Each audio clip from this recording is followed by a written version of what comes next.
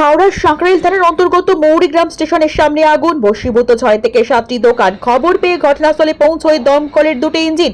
আগুন লাগার কারণ খুঁজতে তদন্ত শুরু করেছে পুলিশ।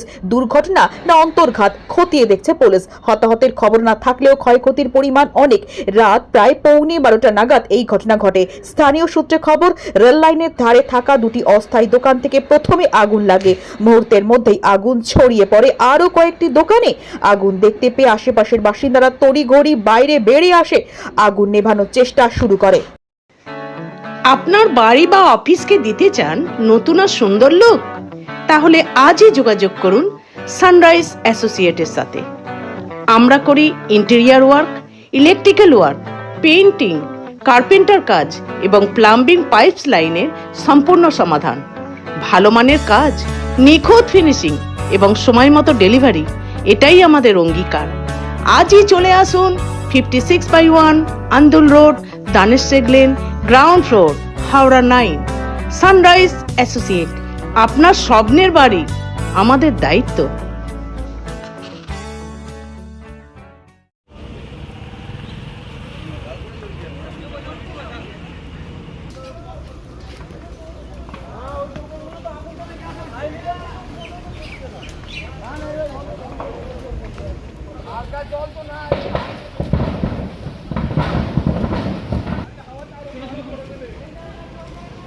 হ্যাঁ, আমার উল্টো দিকে দোকান।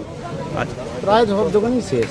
এখন তো মানে নিভে গেছে, নিবনের কাজ চলছে এখনো না, 10 দিন অনেক পরে এসছে। আচ্ছা। আর ঝুবড়ি দোকান ছিল সব নাকি?